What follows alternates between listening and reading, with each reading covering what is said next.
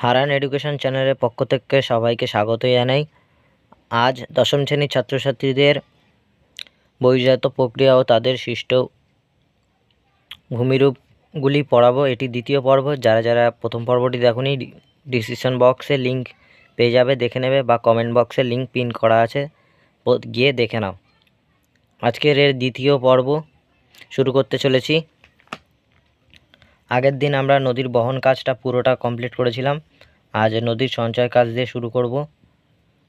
এখান থেকে আজকে পুরো নদী যতটা আছে নদীটা পুরোটা শেষ করে নেব। নেক্সট পার্টে আমরা ভূমিরূপ পরিবর্তনে হিমবাহের ভূমিকা বা হিমবাহের কাজটা পড়ব। আজকের নদীর সঞ্চয় কার্যের যা যা আছে সব বিস্তারিত জানব। তার আগে এখান থেকে কি কি পড়তে হবে সেগুলি জেনে নাও। বৈজাতীয় প্রক্রিয়া ও তাদের দ্বারা সৃষ্ট ভূমিরূপের মধ্যে তোমাদের নদীর সঞ্চয় কাজ আজকে শুরু করছি। প্রথমে তোমাদের এখান থেকে পড়তে হবে নদীতে কয়টি গতি আছে ও কি কি, আদর্শ নদী কাকে বলে বা কি, উদাহরণ সহ তিনটি গতির পার্থক্য লেখো। তারপরে চলে আসবো আমরা নদীর উচ্চগতিতে। উচ্চগতিতে ক্ষয়কার্য গঠিত ভূমিরূপ যেটি আছে ওটি করতে হবে।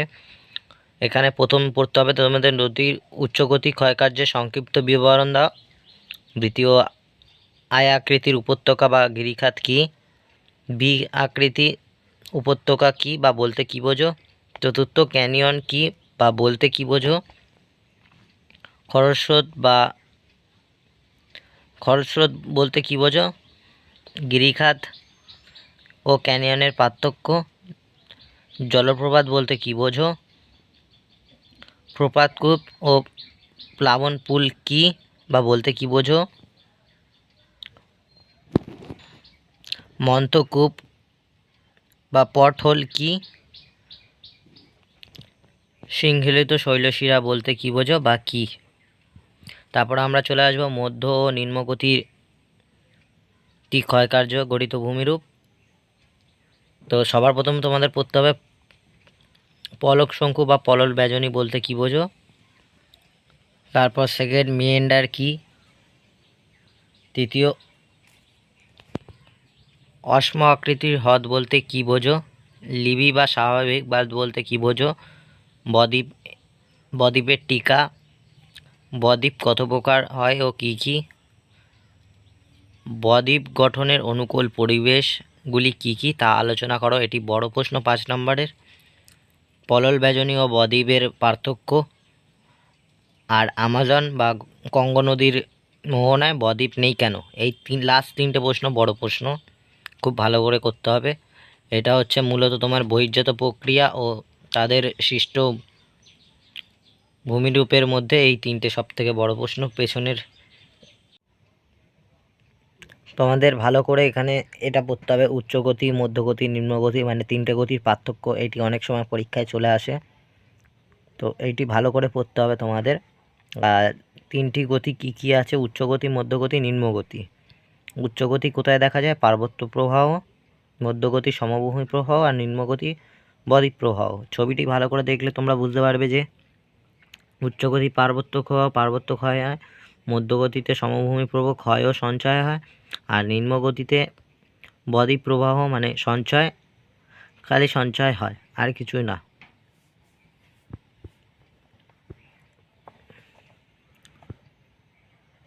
আর যে নদীতে আদর্শ নদী যেটা ছিল, নদীতে তিনটি গতি স্পষ্ট নয়। যেসব নদীতে তিনটি গতি স্পষ্ট নয়, যে নদীতে এই তিনটি গতি স্পষ্ট সেটি হলো আদর্শ নদী। যেমন আদর্শ নদী উদাহরণ দিয়েছে গঙ্গা, সিন্ধু, ব্রহ্মপুত্র, নীল ইত্যাদি।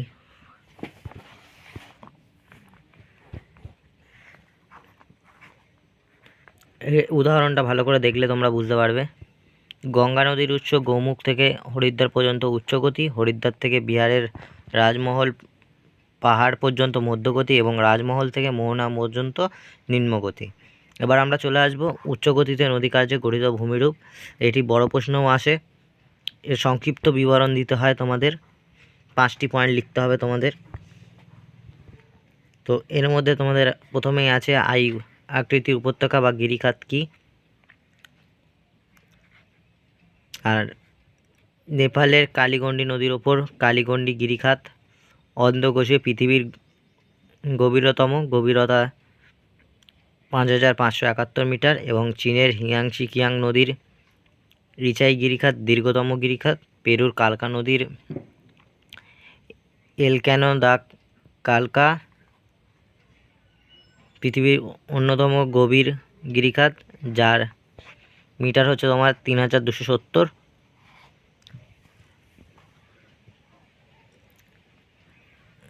এই ছবি ভি আকৃতির উপত্যকা।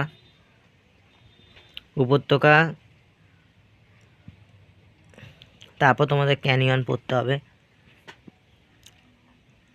উচ্চ অঞ্চলে প্রবাহিত চিরনদী নিম্নক্ষয়ের মাধ্যমে গভীরতা বাড়ায়, কিন্তু বৃষ্টির অপেক্ষায় তেমন না হলেও হয় গভীর ও সংকীর্ণ, এবং এই গভীর ও সংকীর্ণ শুষ্ক উপত্যকা হলো ক্যানিয়ন। মার্কিন যুক্তরাষ্ট্রের কোলোরাডো নদীর গ্র্যান্ড ক্যানিয়ন গভীরতম, যার মিটার হচ্ছে 1857 মিটার। ব্ল্যাক ক্যানিয়ন পৃথিবীর বিখ্যাত দুটি ক্যানিয়ন, তিব্বতের ইরাইলুং সাম্পে নদীর সাম্পো ক্যানিয়ন গভীরতা 5500 মিটার, পৃথিবীর গভীরতম ক্যানিয়ন। এই ছোট ছোট পয়েন্টগুলো তোমাদের মনে রাখতে হবে, এইগুলো এমসিকিউতে আসে। তোমাদের র্যাপিড ও খরস্রোত বলতে কি বোঝো? একটি কঠিন শিলা আর একটি নরম শিলা পরস্পর থাকে, সেটি র্যাপিড স্রোত, মানে একটি ক্ষয় হতে থাকে, আর ওই ক্ষয়টি যদি বড় মাপের হয়, মানে কঠিন শিলার থেকে নরম শিলাটা বেশি ক্ষয় হয়, হতে হতে ওটি সরে যায়, আস্তে আস্তে ওটা র্যাপিড খরস্রোত বলে। আর ওটা বেশি হয়ে গেলে তখন তাকে জলপ্রপাত বলে। গিরিখাত ও ক্যানিয়নের পার্থক্য তোমাদের গুরুত্বপূর্ণ, এইগুলো 2 নাম্বার 3 নাম্বারে প্রশ্নে আসে। এখানে দেখতেই পাচ্ছ র্যাপিড স্রোতের পুরো ছবিটা দেখতে পাচ্ছ। কঠিন শিলা, নরম শিলা, কঠিন শিলার অপেক্ষে নরম শিলা বেশি ক্ষয় হয়, আর এটি যখন বেশি পরিমাণে ক্ষয় হয়ে যায় তখন এটি জলপ্রপাতে পরিণত হয়।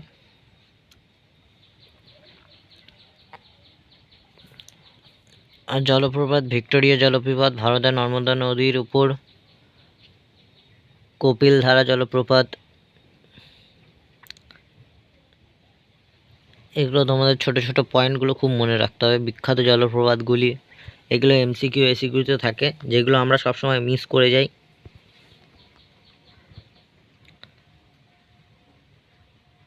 প্রপাতকুল বা পাবলপুঞ্জ কি? জলপ্রপাতের ফলে জল প্রবল বেগে যেখানে পড়ে সেখানে বিশাল আকার হাড়ির মতন গর্তের সৃষ্টি হয়, একে প্রপাতকূপ বা পাবলপুঞ্জ বলে। তোমরা যদি দেখতে পাও এইখানে ছবিতে হাড়ির মতন হচ্ছে, সেটাকেই আমরা হচ্ছে পাবলপুঞ্জ বলি। এই যে দেখতে পেলে, এই কঠিন শিলা, এই নরম শিলা, এই ক্ষয়টি করতে করতে যেই এখানে হাড়ির মতন সৃষ্টি হচ্ছে, এটাকে প্লাবলপুঞ্জ বলে। পটহোল আর সিংহ। পার্বত্য অংশে নদীর শৈলশিরা পাহাড় থেকে এড়িয়ে যাওয়ার জন্য নদী এঁকে বেঁকে প্রবাহিত হয়, দূর থেকে মনে হয় উপত্যকা হয়ে আসছে। এই আবদ্ধ সিংহশিরা উচ্চতম হিমালয়ে রয়েছে এবং অসংখ্য শৈলশিরা। তারপরে আমরা চলে আসবো মধ্যগতি ও নিম্নগতি নদী কার্যে গঠিত ভূমিরূপ। এখানে তোমাদের এটাই বড় প্রশ্ন আসে, এরও পয়েন্ট লিখতে হয় তোমাদের। প্রপল শঙ্কু ও পলল ব্যজনী কি? এগুলো সব 1 নম্বরের প্রশ্ন। এটি পর্বতের পার্শ্বদেশস্থ ভূমির ডাল কমে নদী প্রবাহিত নুড়ি পাথর কাকর বালি শঙ্কুর পাদদেশে সঞ্চিত হয়ে এটি হলো প্রবাল শঙ্কু। পর্বতের প্রবাল শঙ্কুর উপর দিয়ে নদী বিভিন্ন খাতে প্রবাহিত হলে অর্ধগোলাকার আকৃতি ভাগ হয়ে যায়, হাত পাকার মতো। এই ভূমিকে পলল মজুদ বা পলল পাকা বলা হয়। হিমালয়ের নবীন ভঙ্গির পাদদেশে পলল শঙ্কু বা পলল মজুদ দেখা যায়। নদী বাঁক কি বা মিয়েন্ডার? নদী যখন ধাক্কা খেতে খেতে সরে যায়, এটি হচ্ছে নদী মিয়েন্ডারের ছবি।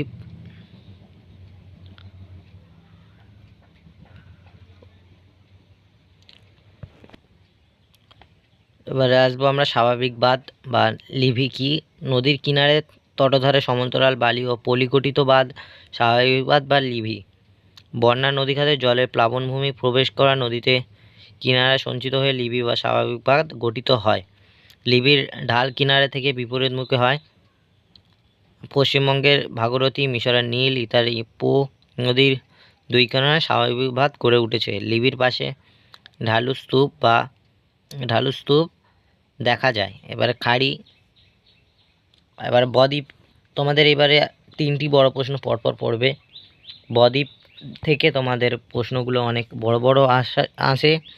খুব সময় এই প্রশ্নটা খুবই আসে। 3টি প্রশ্ন আছে, যে স্ক্রিনে দেখতে পাচ্ছ কি কি প্রশ্ন 3টে। এবারে বদ্বীপ টিকা, এটা ভালো করে পড়লে তোমরা বদ্বীপ সম্পর্কে জানতে পারবে। বদ্বীপ কত প্রকার হয় সেটি তোমরা এখন দেখো। বদ্বীপ 4 প্রকারের হয়: ধনুরাকৃতির, পাখির পায়ের মতো আকৃতি, করাতের দাঁতের মতো বদ্বীপ আর ক্ষারীয় বদ্বীপ।